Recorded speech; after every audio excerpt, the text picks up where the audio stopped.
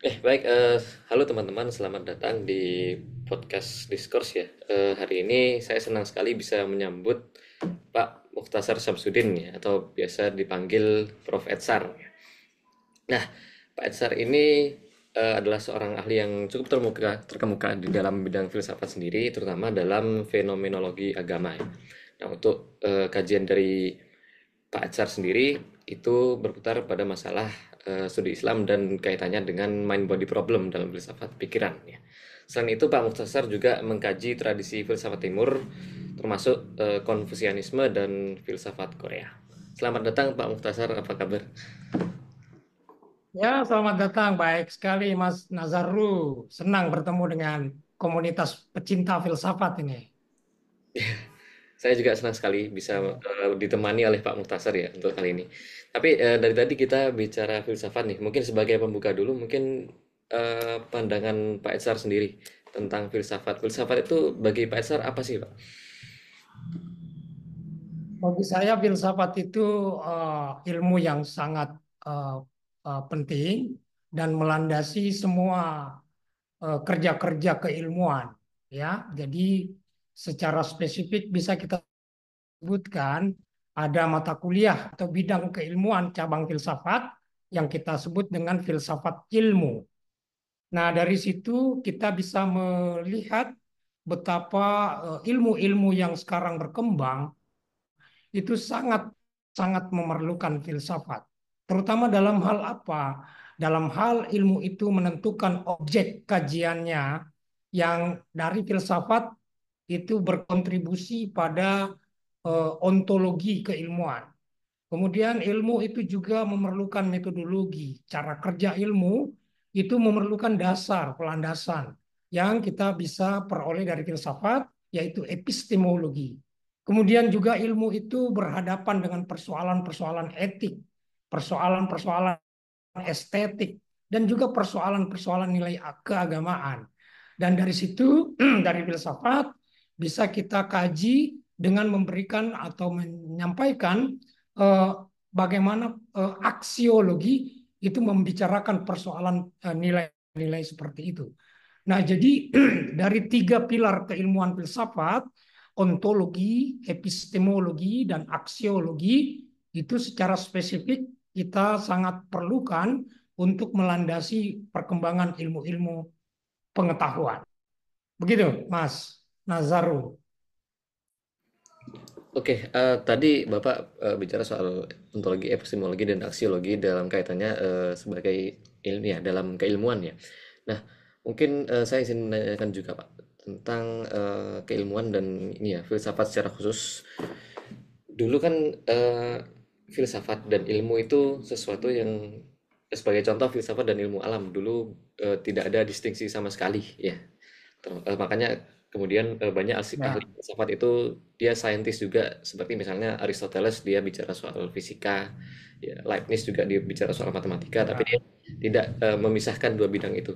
Nah sekarang karena sudah ada semacam distingsi ya Pak ya antara misalnya ilmu alam atau ilmu sosial dengan filsafat itu sendiri, itu Bapak memandangnya pengaruhnya seperti apa itu distingsi itu tadi? Kita merujuk kepada perubahan pemikiran manusia itu yang di dalam sejarah perkembangan filsafat itu kita jelas sekali menemukan adanya pergeseran eh, penekanan berpikir filsafat itu. Yang pertama kita banyak mengenal istilah kosmosentrisme, ya, suatu pemikiran yang berpusat pada kosmos, pada alam semesta, sehingga pada saat itu kita melihat bagaimana para filsuf itu sangat-sangat dekat dengan alam yang kemudian juga ada hubungannya atau memberikan berkontribusi di dalam meletakkan dasar-dasar perkembangan ilmu pengetahuan alam. Kemudian pergeseran yang berlangsung adalah kita lihat bagaimana logosentrisme itu membawa orientasi pemikiran manusia itu mengarah kepada atau bertumpu pada logika, ya. Jadi pemahaman semesta itu sangat ditentukan oleh bagaimana kita berpikir dengan menggunakan atau mengaktifkan eh, logika itu. Kemudian ada juga orientasi pemikiran filsafat itu yang bertumpu pada manusia yang kita kenal dengan istilah antroposentrik. Nah, sekarang ini kita melihat di era modern, bahkan era postmodernisme, ketiga-tiganya itu sudah menjadi suatu kombinasi yang sangat jelas memberikan suatu perspektif yang berasal dari sisi atau beragam dimensi atau multidimensi pemikiran ya yang menggabungkan antara kosmosentrik, antroposentrik dan logosentrik. Dan saya kira ini adalah suatu perkembangan pemikiran yang bersifat linear ya, yang maju terus gitu. Begitu, Mas. Iya, baik Pak. Kalau gitu, karena tadi kita sudah bicara filsafat secara umum ya, mungkin sekarang saatnya kita lokalisasi, kita kerucutkan pembicaraan kita ke negara kita sendiri, di Indonesia sendiri. Ya, Nah, kalau dari sudut pandang Pak Edzar sendiri, ya, perkembangan filsafat di Indonesia yang Pak Edzar amati selama ini itu bagaimana sih Pak? Ada komentar nggak? wah, iya iya Mas Nazaru itu sangat menggembirakan.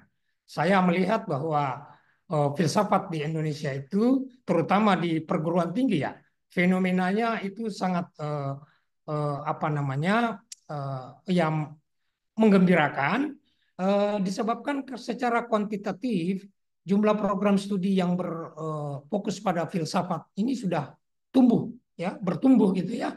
Dari segi jumlah, kalau misalnya kita lihat, janganlah fakultas filsafat karena itu bisa terlihat dengan jelas bahwa di tingkat perguruan tinggi negeri yang ber, yang berlembaga sebagai fakultas itu adalah hanya ada di UGM ya, tetapi kalau kalau kita ke program studi itu bisa banyak ya di uh, UI misalnya, itu bagian dari fakultas ya, ilmu budaya gitu kan.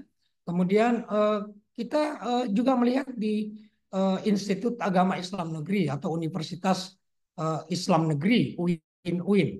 Itu di situ ada Fakultas Usuluddin yang di bawahnya itu ada akidah dan filsafat. Nah, ini kemudian juga kalau di swasta itu banyak sekali, terutama di sekolah tinggi teologi. Itu selalu bergandengan namanya itu, sekolah tinggi teologi dan filsafat. Bahkan ada beberapa sekolah tinggi teologi itu mengalami perubahan nama menjadi sekolah tinggi filsafat. Ya, nah karena itu saya lihat fenomena ini sebagai penanda bahwa filsafat di tingkat perguruan tinggi di Indonesia ini sudah perkembangannya sangat menggembirakan. Gitu saja, Mas Nazaru. Dari segi jumlah ya, Mas Nazaru, saya pernah mendata itu. Kebetulan kita pernah mempersiapkan untuk mendirikan lembaga akreditasi mandiri bidang ilmu filsafat yang mengharuskan kita mendata program studi filsafat yang ada di Indonesia.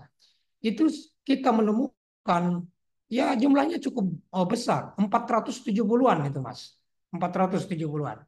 Kemudian fenomena lain Mas, itu perubahan nama. Perubahan nama. Misalnya tadi di sekolah tinggi teologi ada yang menjadi sekolah tinggi filsafat, juga di institut atau di Universitas Islam Negeri tadinya bernama Akidah dan Filsafat, mereka sekarang menggunakan istilah apa itu pemikiran Islam, ya pemikiran Islam yang mendekati dengan apa namanya ya ilmu filsafat itu sendiri. Kemudian di sekolah tinggi teologi atau perguruan tinggi yang berada di bawah naungan Kementerian Agama, filsafat atau teologinya itu kemudian berubah menjadi filsafat keilahian. Nah, itu belum lagi kita ke sekolah tinggi agama Hindu, sekolah tinggi agama Buddha. Di sana ada filsafat Hindu, filsafat Buddha, baik di program S1, S2 maupun S3. Itu bertumbuh, Mas. Dalam 5 tahun ini jumlahnya cukup drastis peningkatannya. Iya, terima kasih Pak.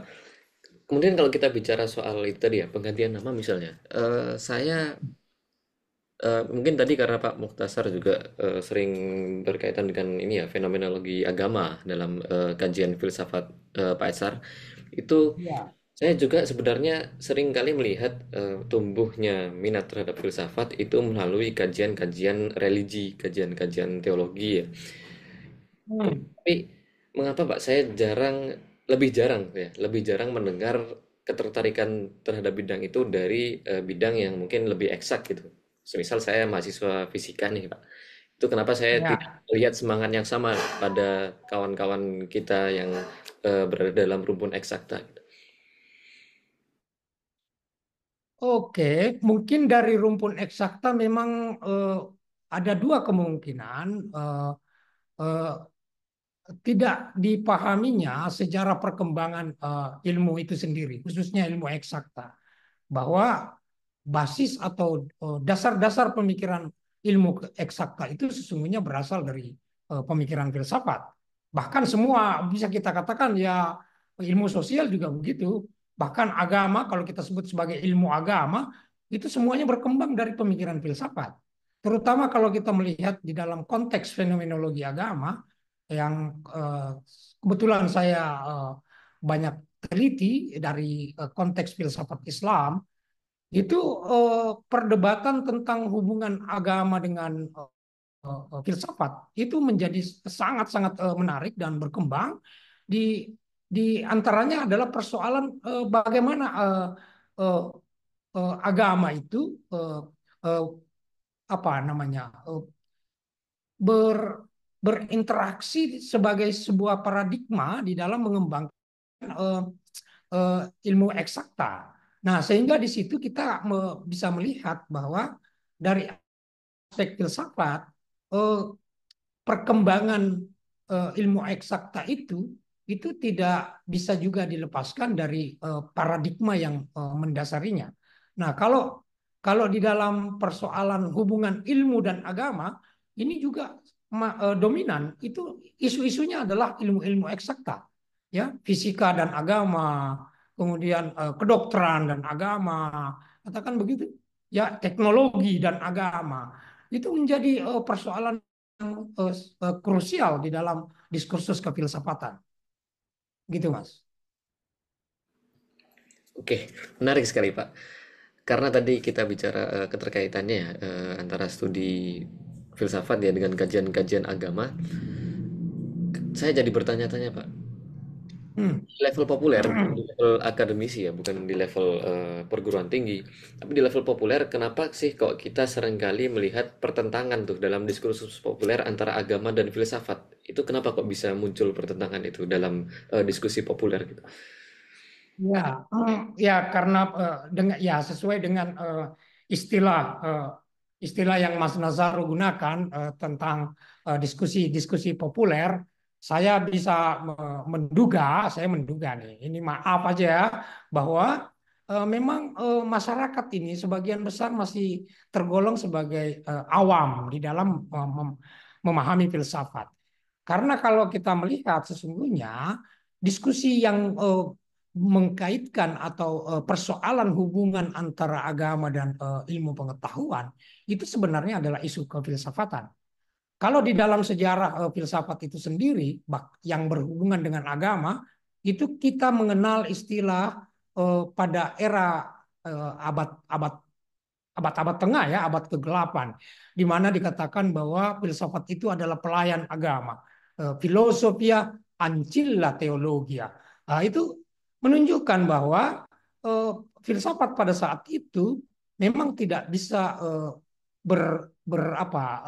bertemu dengan agama karena agama di dalam dirinya sendiri itu adalah dogma yang menghadirkan kebenaran absolut.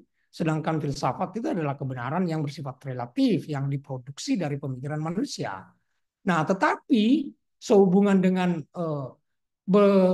bertumbuhnya juga eh, keinginan manusia untuk menggunakan pikirannya secara bebas, yang dilakukan secara jelas di dalam mereka merespon secara kritis betapa dominannya peran agama di abad tengah, maka kemudian melahirkan era berikutnya yang menunjukkan keunggulan pikiran terhadap agama dalam hal ini filsafat, yaitu di era Renaissance atau di era Aufklärung itu, yang disertai dengan kebebasan, ya, kebebasan dalam hal ini kita artikan sebagai kebebasan berfilsafat, gitu, gitu Mas.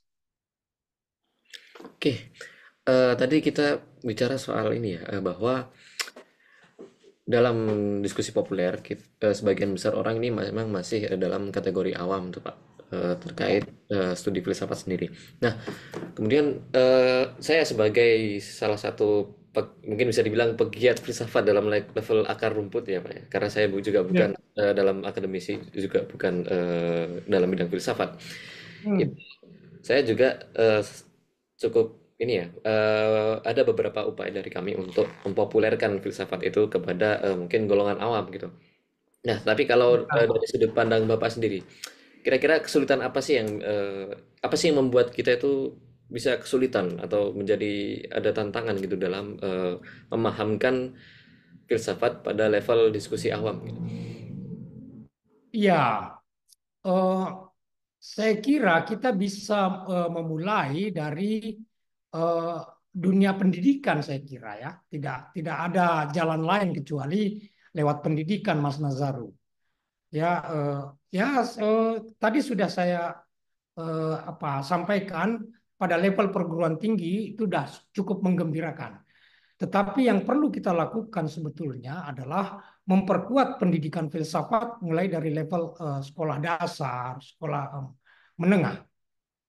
Kalau kita sudah bisa berhasil melakukan itu, ya tentu saja ini sangat memerlukan dukungan dari pemerintah untuk bisa memberikan kesempatan, membuka ruang eh, pada kurikulum. Nah, pada kurikulum pendidikan yang ada di sekolah dasar bahkan menengah untuk memperkenalkan filsafat itu sejak dini itu. Nah, nanti di perguruan tinggi barulah itu bisa menjadi seperti tadi yang saya tekankan, yang saya garis bawahi bahwa filsafat itu peranannya sebagai yang melandasi semua perkembangan ilmu pengetahuan dan teknologi di era modern seperti sekarang ini.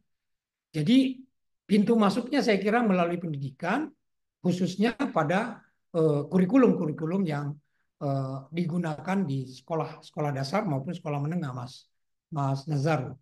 Nah, dari situlah saya kira secara tidak langsung juga kita punya harapan atau ekspektasi ya dari sebagai pecinta filsafat.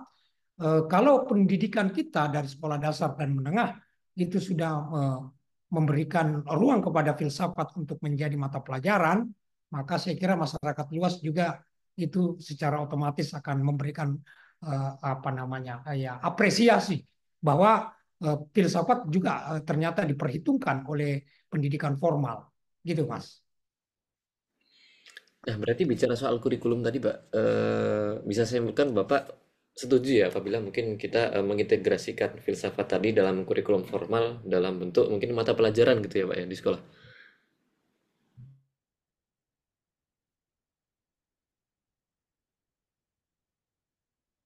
Ya, halo Mas, Mas Nazaru. Iya, apakah suara saya terdengar, Pak?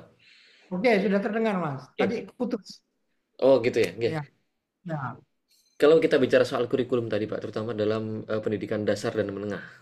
Berarti apakah Bapak setuju ya. kita mungkin mengintegrasikan filsafat tadi dalam kurikulum pendidikan dasar mungkin dalam bentuk mata pelajaran seperti itu, mata pelajaran khusus filsafat begitu.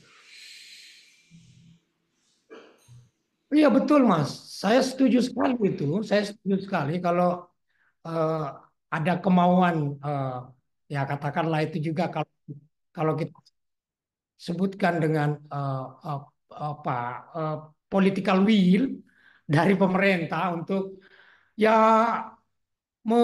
membawa filsafat itu ke dunia pendidikan, terutama pendidikan dasar dan menengah. Saya tentu eh, sangat setuju dan kita mengapresiasi pemerintah yang eh, membuka ruang untuk itu. Tetapi Mas Nazaru, selain pendidikan atau lewat pendidikan, saya kira sudah saatnya sekarang, apalagi sekarang di era teknologi, filsafat itu juga kita Ya katakanlah itu kita siarkan betapa pentingnya eh, pendidikan filsafat atau memahami ilmu filsafat itu ya melalui dengan memanfaatkan media sosial dan digital ya, menggunakan platform-platform media sosial, podcast, video-video untuk menyebarluaskan ide-ide filosofis yang dengan konten yang menarik, mudah dipahami, seperti ya macam-macam melalui mungkin melalui cerpen-cerpen filosofis untuk menjangkau audiens yang secara lebih luas. Nah, dalam arti memang kita perlu itu mendorong ya, mendorong eh, apa literasi gitu, literasi filosofis gitu ya, dengan menerbitkan mendorong penerbitan buku-buku, artikel-artikel populer yang membahas itu filsafat dengan cara-cara yang menarik gitu Mas. Oke, tadi kita bicara soal popularisasi ya filsafat dalam pendidikan kita secara formal nih Pak. Nah, tapi apakah Ya, kalau dari Pak Etsar sendiri itu sering tidak sih mengamati perkembangan filsafat di level akar rumput seperti yang kami lakukan ini? oh, betul. Saya ya sama seperti tadi saya sampaikan bahwa eh, saya dan beberapa teman itu sudah mempersiapkan proposal untuk eh, mengajukan lembaga akreditasi mandiri itu. Nah, dan di situ kita perlu merangkul asosiasi-asosiasi atau institusi-institusi, lembaga-lembaga kajian filsafat untuk mendapatkan dukungan dari mereka-mereka. Dan saya lihat banyak sekali, saya menemukan banyak sekali lembaga-lembaga atau forum-forum diskusi yang dibuka sendiri oleh masyarakat. Ya sebutlah misalnya ada eh, apa namanya LSAF, Lembaga Studi Agama dan Filsafat, itu ada, Mas. Nah, ini kita perlukan untuk bersama-sama mempopulerkan filsafat itu. Dan terutama di UGM dia di Yogyakarta, saya melihat juga mahasiswa-mahasiswa itu tidak hanya dari Fakultas Filsafat, tapi banyak dari fakultas-fakultas lain yang eh, selalu aktif ya mendiskusikan persoalan-persoalan keilmuan sesuai dengan fakultas mereka yang menggunakan pendekatan kefilsafatan gitu Mas. Hmm. Ya, untuk para pelajar kita sendiri ini Pak ya. Ketika Hmm. eh, mungkin ya sebagian besar eh, pelajar di Indonesia ini memang tidak terekspos ya kepada filsafat formal. Nah, ketika kemudian dia belajar filsafat mungkin secara mandiri, kira-kira dampak apa sih yang bisa dia dapatkan gitu Pak dalam secara dalam pendidikannya secara khusus dari belajar filsafat tadi apakah ada dampak tertentu yang bisa kita ini ya bisa kita apresiasi gitu. Ya, Pak, ini juga saya udah sering lakukan di dalam kegiatan saya mengajar. Saya selalu memulai bahwa pendekatan pembelajaran di perguruan tinggi ini itu tidak sama dengan kita kemarin sekolah ya di SD maupun sekolah menengah. Apa yang saya maksudkan dengan ketidaksamaan itu, yaitu di dalam apa metode pembelajaran. Yang saya tekankan adalah bahwa ketika kita sudah kuliah, maka belajar atau menggunakan pendekatan filsafat itu sangat diperlukan. Apa itu? Kita harus berpikir kritis. Sedangkan ketika kita dulu di sekolah, ya itu sangat mengandalkan hafalan itu, sangat mengandalkan hafalan dan pembimbingan yang begitu ketat dari Bapak Ibu guru itu justru mereka lebih menekankan bagaimana siswa atau siswa SMA itu SMP SMA itu menguasai materi yang disampaikan oleh guru dan bapak gurunya itu dengan cara hafalan. Nah ini yang harus kita tekankan bahwa ketika kita eh, nanti kuliah di perguruan tinggi maka berpikir kritis itu sudah harus diterapkan. Nah kalau bisa pemikiran kritis ini harus sudah dimulai sejak sekolah gitu, sekolah dasar maupun sekolah menengah. ya dengan perlahan-lahan kita memberikan pelajaran yang namanya logika, gitu kan. Ini saya kira yang bisa mengantarkan siswa untuk bisa mulai menalar, ya, supaya tidak terlalu mengedepankan apa itu metode hafalan, gitu Mas Nazarro. Ya, tapi saya jadi penasaran ini, Pak.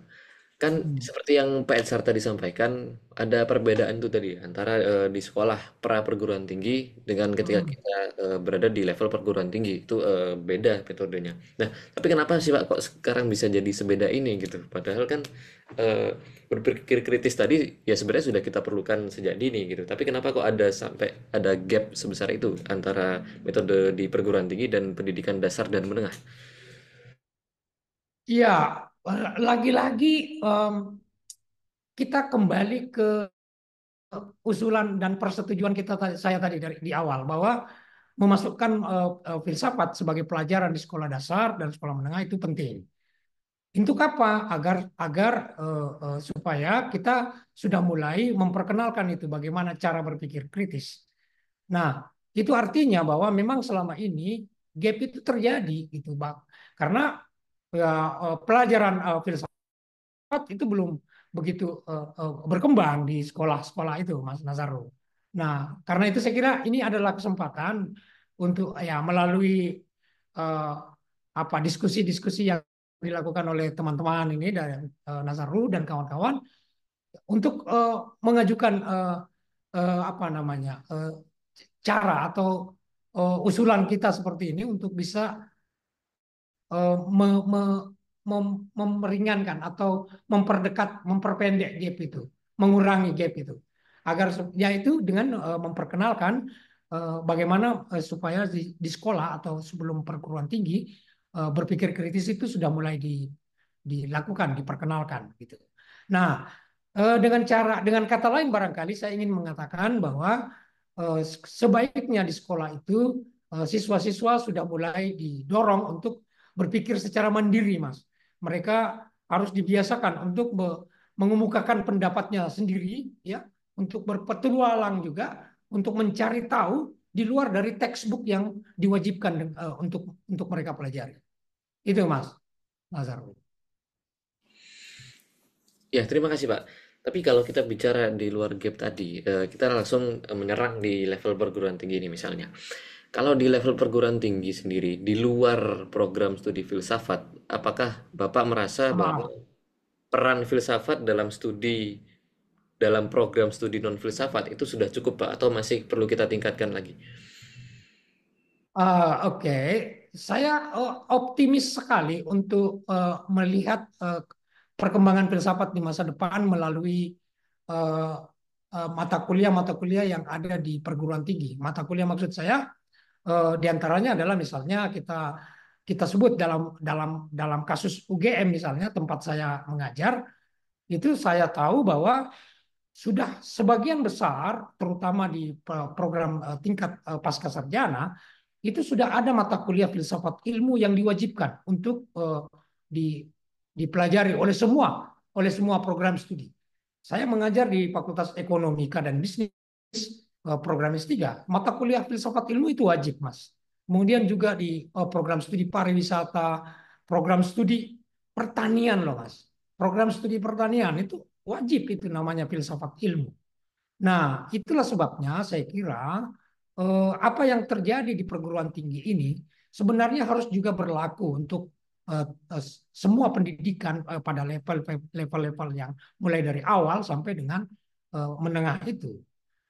Ya, dengan diperkenalkanlah pelajaran-pelajaran yang berkaitan dengan filsafat secara secara informal atau secara metodologis Bapak dan Ibu guru itu ya itu tadi berusaha atau mendorong agar siswa-siswa itu bisa berpikir mandiri, mengungkapkan pendapatnya sendiri ya dengan tidak perlu didikte untuk menyatakan minatnya mau kemana gitu, mau mengetahui apa gitu. Tetapi ya saya kira eh, pendekatan seperti ini juga sudah ketinggalan, memang udah nggak ada zaman gitu. Jadi kita harus memberikan atau menyampaikan materi pelajaran itu secara kontekstual. Oke, menarik juga itu. Tapi saya izin geser sedikit ya, Pak. Topik Hmm. pembicaraannya kita keluar dari pendidikan sekarang. Kita keluar ke masyarakat umum. Mungkin saya ambil misalnya topik yang hangat teknologi AI misalnya. Saya dengar Ya, juga pidato pengukuhan Bapak sebagai guru besar di UGM juga ada kaitannya dengan teknologi itu. Nah, kalau pandangan Bapak sendiri, problem apa sih yang berusaha diselesaikan oleh filsafat itu berkenaan dengan teknologi, terutama mungkin kecerdasan buatan misalnya? ya. Eh, saya mengikuti bagaimana artificial intelligence atau kecerdasan buatan itu berkembang dan tumbuh di Indonesia gitu ya. Nah, yang semua itu kita tidak bisa pungkiri bahwa ini adalah tuntutan globalisasi ya, sehingga Indonesia tidak tidak boleh ketinggalan.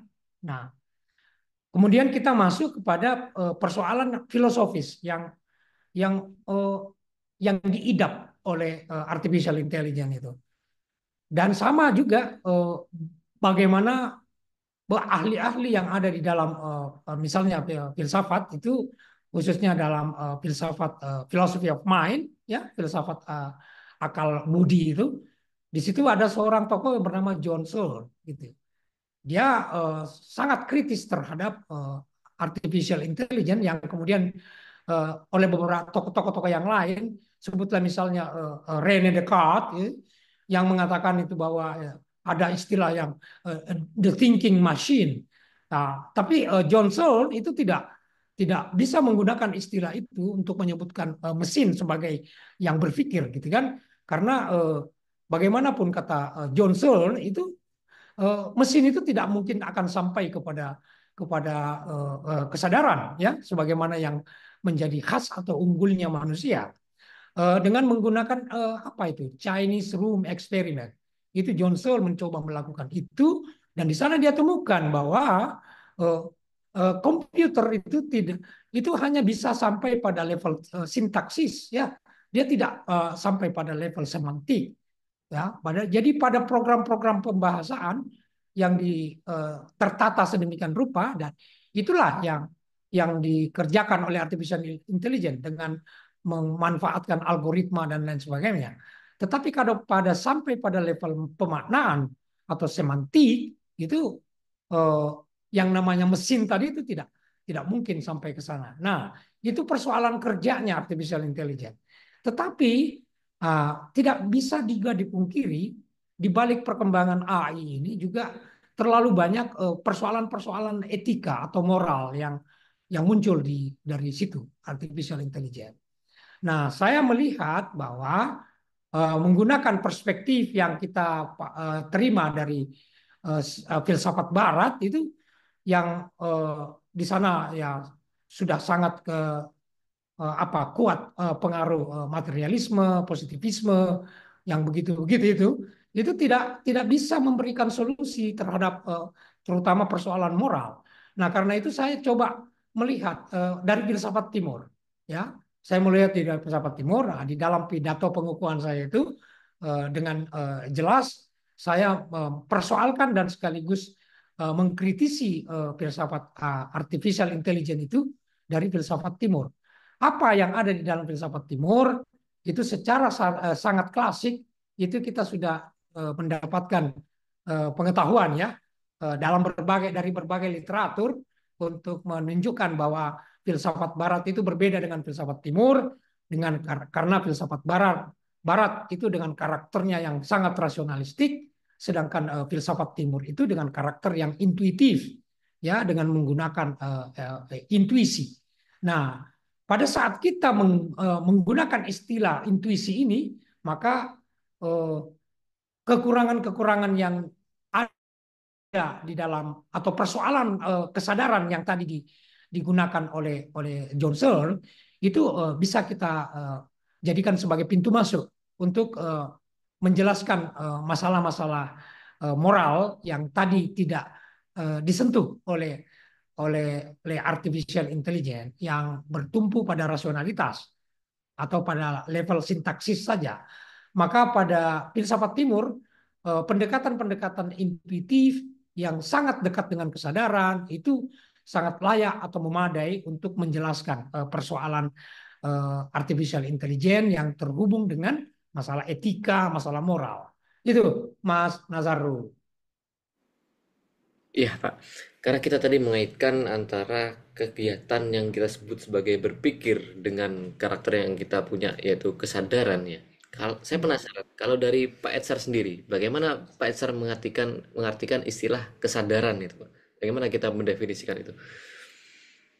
Iya, kesadaran di dalam filsafat itu bisa kita eh, apa namanya kita kaitkan dengan bagaimana proses berpikir kita itu tidak saja berkutat pada pada apa logika untuk mengambil suatu kesimpulan dari pernyataan-pernyataan yang disampaikan melalui premis-premis itu, atau dalam Aristoteles itu kan berpikir secara silogistik gitu kan. Nah, oleh karena itu saya kira di atas cara berpikir silogistik yang begini ini itu harus juga memperhatikan bahwa eh, realitas itu harus dipahami secara secara komprehensif, secara menyeluruh. Sehingga itu memerlukan penggunaan pikiran yang luas dan mendalam yang pada saat itu kita sudah pasti juga berhubungan dengan apa yang kita istilahkan dengan kesadaran tadi. Jadi kesadaran itu di atas dari sekedar berpikir, berpikir logis. Ya, karena eh, di dalam wilayah sadar itu sudah mengaitkan dua sisi dalam diri manusia, yaitu sisi kemampuan menalar dengan sisi mempertimbangkan masalah-masalah moral yang ada di dalam persoalan kehidupan yang dihadapi oleh manusia, atau khususnya persoalan keilmuan yang berdampak pada masalah etika atau moral. Itu maksud saya untuk melihat struktur atau wilayah kesadaran itu tidak berhenti pada tataran rasionalisasi atau logika, tetapi juga ada di atas dari sekedar berpikir logis dan rasional itu yang mendekat kepada apa namanya nilai-nilai ya yang ada di balik uh, uh, cara berpikir rasional dan logis itu tadi. Itu Mas. Segi wilayah atau strukturnya kesadaran itu kita angkat di atas dari sekedar berpikir atau menalar itu.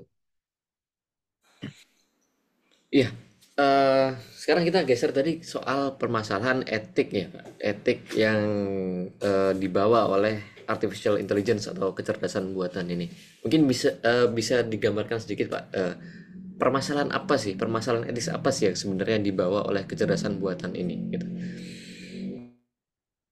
Oh, artificial intelligence ya sesuai harfiahnya ya itu kan eh, suatu kecerdasan yang eh, dilakukan dengan cara eh, mencontoh atau apa melalui cara ya imitatif.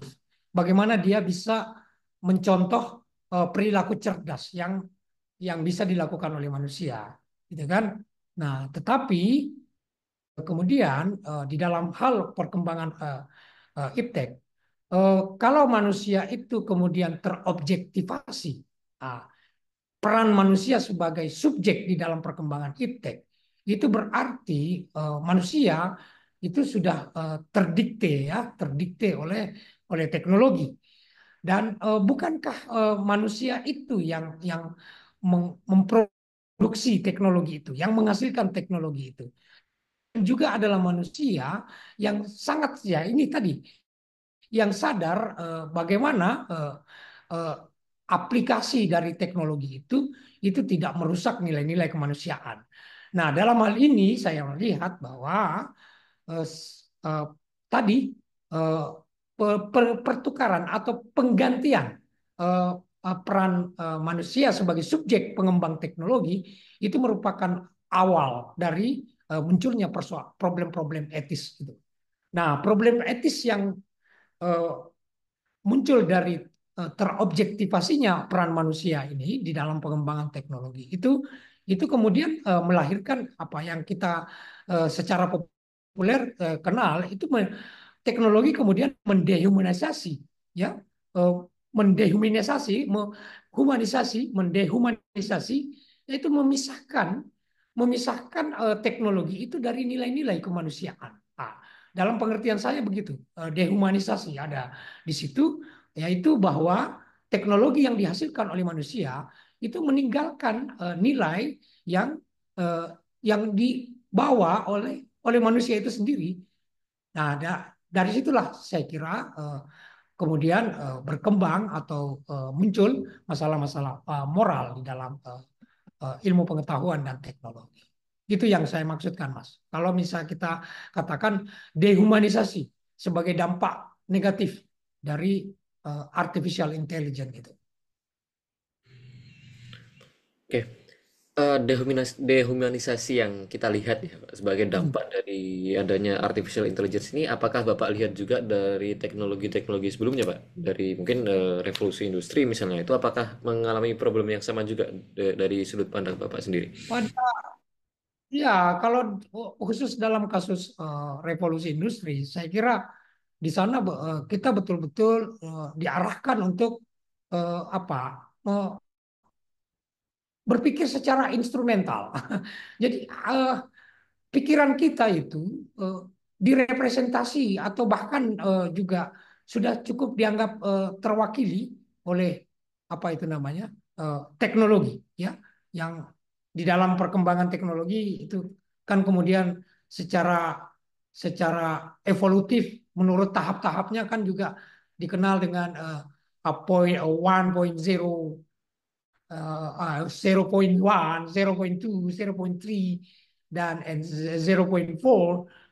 Di situ saya lihat bahwa betapa kita ini sekarang itu sudah eh, apa namanya sudah menghasilkan teknologi yang begitu canggih yang kita sudah yang kita inginkan sejak dari awal kita itu membayangkan dan memimpikan bahwa nanti ada alat-alat yang canggih yang bisa membantu kita untuk memenuhi kebutuhan kita ini sebagai manusia. Ya, teknologi komunikasi itu kan kemudian mempersempit jarak lagi antara manusia yang satu yang tinggal di wilayah yang satu dengan wilayah yang lain. Itu memperpendek jarak itu. Kemudian dengan teknologi informasi juga kita sudah bisa berkomunikasi ya secara visual ya kita tidak perlu berjumpa secara fisik. Nah, ini semua merupakan satu petanda bahwa teknologi itu sudah eh, menjadi sangat-sangat penting untuk dimanfaatkan oleh manusia di dalam memenuhi kebutuhannya. Nah, pada saat itu kita mengakui bahwa teknologi itu memang eh, untuk membantu manusia memproduksi alat yang dapat digunakan untuk mempermudah kehidupan manusia itu sendiri. Nah, tetapi sekarang ini kecenderungan yang tadi kita lihat dehumanisasi karena mengobjektivasi peran subjek manusia itu inilah yang apa namanya eh, yang kita hadapi ya sebagai masalah moral yang sangat kompleks ya di dalam eh, berkembangnya teknologi artificial intelligence ini tadi. Gitu, Mas. Baik, Pak. Jadi saya jadi penasaran ini, Pak. Tadi kan kita sempat menyinggung sedikit soal kritik dalam filsafat timur ya, dalam tradisi filsafat timur terhadap problem-problem etik yang ada dalam perkembangan teknologi, khususnya kecerdasan buatan. Nah, solusi apa sih Pak yang dibawakan oleh filsafat timur itu terhadap problem-problem etik perkembangan teknologi khususnya dalam kecerdasan buatan ini tadi Pak? Em, dari filsafat Timur, ya seperti tadi kita coba berikan sedikit perbedaan pada penanganan filsafat Barat yang begitu rasionalistik, ya. Begitu di dalam berbagai literatur, bahkan juga ya memang kalau kita memahami dari pemikiran para filsuf itu, ya di sana memang bertumpu pada rasio manusia. Tetapi kalau pada filsafat Timur kita melihat itu dalam berbagai literatur, mungkin ini karena pengaruh begitu kuat dari agama, sehingga ya yang namanya eh, eh, hati, kemudian eh, pandangan terhadap nilai-nilai itu juga menjadi sangat kental di dalam filsafat Timur. Nah, karena filsafat Timur itu syarat dengan nilai-nilai, maka dari sinilah saya bisa mengatakan filsafat Timur itu berkontribusi di dalam mengeksplisitkan nilai-nilai itu untuk bisa menjadi solusi di dalam eh, munculnya persoalan nilai etik di dalam eh, teknologi. Nah, itulah maksud saya eh, pada karakteristik filsafat Timur yang syarat dengan pandangan terhadap value, nilai-nilai, itu yang bisa kita lihat sebagai kontribusi utama dari filsafat Timur, karena dengan demikian dia akan memberikan apa namanya juga solusi di dalam menyelesaikan masalah etika sebagai masalah nilai yang muncul dari eh, teknologi atau khususnya artificial intelligence. Itu pada kedekatan nilai yang mungkin disebabkan oleh karena karakteristik religi yang juga terlalu dekat dengan pemikiran filsafat di Timur, yang membuat kita bisa mengklaim bahwa dari filsafat Timur itu akan ada solusi yang komprehensif terhadap suatu persoalan teknologi. Itu, Mas. Kalau dari kajian yang Bapak lakukan sendiri, itu apakah sudah Bapak dapatkan semacam rekomendasi sikap Pak dari filsafat Timur itu tadi, bagaimana kita bisa menyikapi perkembangan ini ya, perkembangan kecerdasan buatan ini secara praktis gitu. Nah, ini mungkin yang memang akan semakin jelas. Kalau saya mengkategorisasikan filsafat Indonesia ini sebagai bagian dari atau tidak sama, tidak beda lah dengan filsafat Timur, ya, yang kita sebut filsafat Cina, filsafat Jepang, filsafat Korea. Kemudian kita masuk ke Indonesia, ada filsafat Nusantara yang secara formal atau kita sudah sangat populer dikenal di Indonesia itu yang namanya filsafat Pancasila.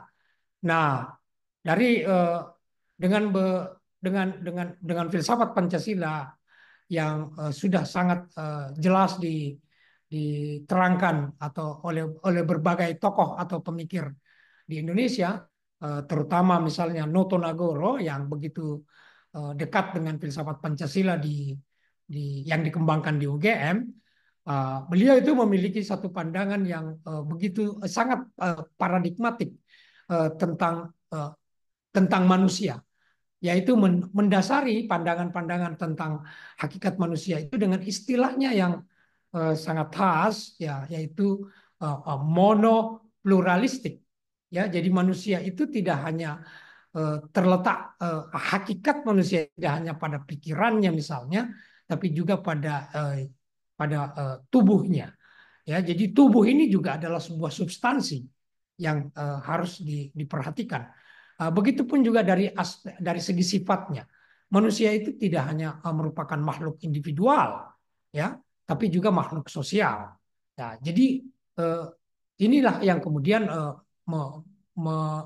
menunjukkan bahwa cara pandang filsafat Timur itu sangat komprehensif, ya.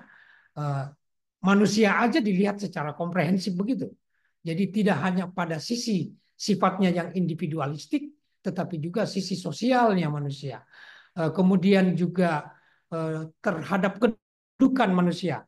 Dari filsafat Pancasila itu memandang manusia, manusia itu bukan sekedar makhluk yang mandiri atau makhluk otonom, tetapi karena manusia juga itu dipandang sebagai makhluk yang diciptakan oleh Tuhan, yang ditakdirkan, yang memiliki keterbatasan gitu. Nah, ini dari segi kedudukannya. Nah, itulah yang saya maksud bahwa filsafat Timur itu memandang realitas itu secara komprehensif. Gitu. Manusia saja dilihat seperti itu. Nah, begitulah filsafat Timur pada umumnya. Kalau kita mau lebih jelas lagi mengangkat atau menyebutkan filsafat Pancasila ini sebagai bagian dari filsafat Timur, maka tadi kalau terhadap persoalan yang muncul dari artificial intelligence, maka filsafat Timur itu akan menyelesaikan masalah itu secara komprehensif. Gitu, Mas. Iya, Pak. Saya ingin sedikit menggali pandangan dari Bapak sendiri, mungkin sedikit ini ya, sedikit kita melihat ke depan. Kalau dari Bapak sendiri, apakah Bapak cukup optimis dengan penyelesaian terhadap problem-problem etika yang berkenaan dengan teknologi, termasuk kecerdasan buatan gitu, Pak? Dengan dehumanisasi ini tadi, apakah Bapak memandang dehumanisasi ini akan semakin parah di masa depan, ataukah Bapak punya sedikit optimisme di mana kita mungkin bisa memiliki pendekatan-pendekatan yang mungkin kalau saya boleh bilang lebih humanis gitu, Pak? Jalan pertama saya kira itu tadi, Mas. Kita harus memperkenalkan dulu filsafat ke masyarakat, ke masyarakat luas, dan khususnya secara formal di dunia pendidikan kita di Indonesia. Dengan begitu, kalau kita sudah mengenal filsafat, maka pendekatan-pendekatan yang bersifat fundamental, holistik, komprehensif terhadap masalah artificial intelligence itu bisa dengan mudah kita lakukan.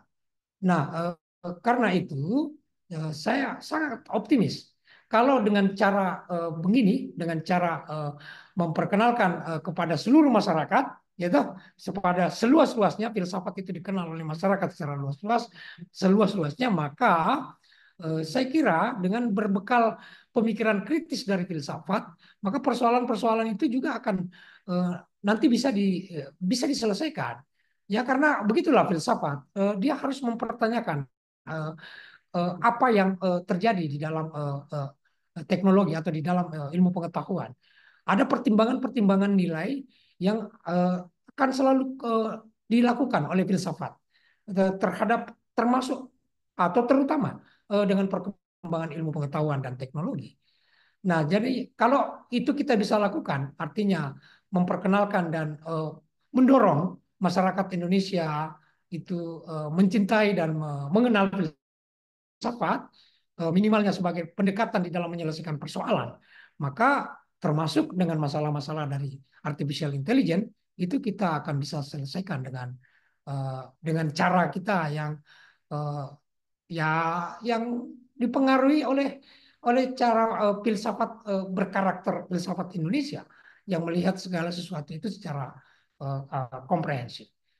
Nah, itu saya kira dan juga saya kira juga tidak luput dari bagaimana eh, apa dunia ini ya dunia ini juga memperhatikan betapa pentingnya kesadaran kesadaran kritis terhadap penggunaan teknologi itu untuk diarahkan dalam mengurangi eh, persoalan dehumanisasi tadi ya sehingga eh, eh, filsafat saya kira juga itu bisa kita gunakan sebagai sebagai pendekatan di dalam menawarkan alternatif-alternatif dalam menyelesaikan persoalan-persoalan teknologi termasuk dampaknya terhadap dehumanisasi itu. Nah, itu optimisme saya, Mas. Kalau filsafat ini juga sudah begitu digandrungi dan semua orang masyarakat Indonesia itu meyakini bahwa uh, untuk menyelesaikan masalah itu memang kita harus kritis gitu. Ya, jangan sampai kita menerima begitu saja apa yang dilakukan atau terjadi di dalam perkembangan teknologi itu sendiri. Itu Mas. Ya, mungkin pertanyaan terakhir dari saya, Pak. Bapak apakah punya pesan yang mau disampaikan kepada teman-teman pegiat filsafat nih, Pak? Ya, Eh, yang mungkin sedang mendengarkan atau menonton pembicaraan kita berdua ini, Pak. Teman-teman yang ya seperti Hmm. di ujung teman-teman di sisi berlawanan di mana kita sedang mempopulerkan filsafat dan target kita adalah teman-teman yang mungkin sedang menonton pembicaraan ini. Apakah Bapak punya pesan untuk teman-teman pegiat filsafat itu tadi? Iya, begini. Selama ini kan kita ya pegiat-pegiat filsafat itu kan mm, bisa berasal dari dengan background ilmu yang berbeda-beda itu, ya kan? Nah, ilmu yang berbeda-beda ini itu memiliki karakteristik di dalam mempertanyakan persoalan, ya, atau mengungkapkan persoalan.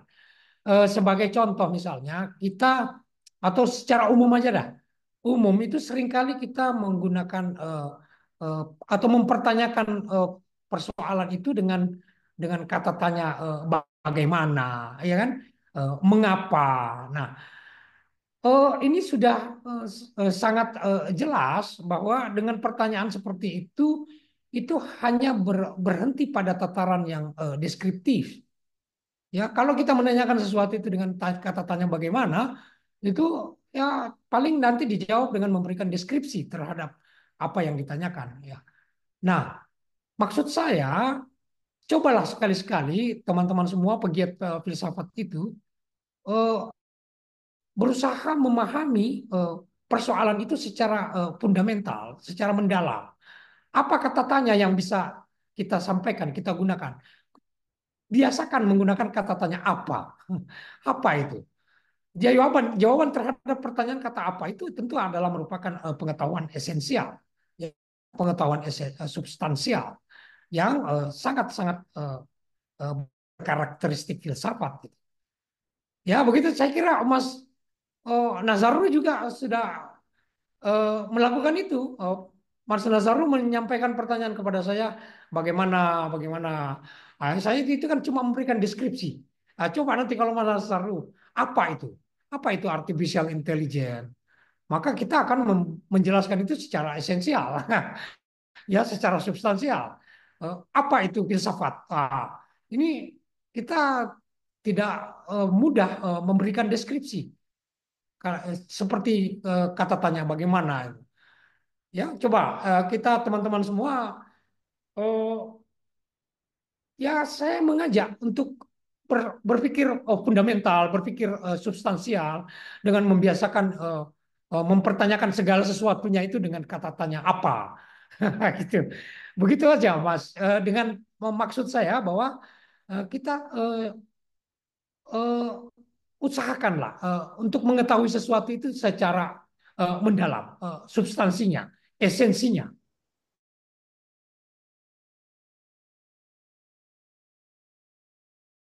Ya, teman-teman, itulah pembicaraan kita tadi dengan Prof. Edzar ya.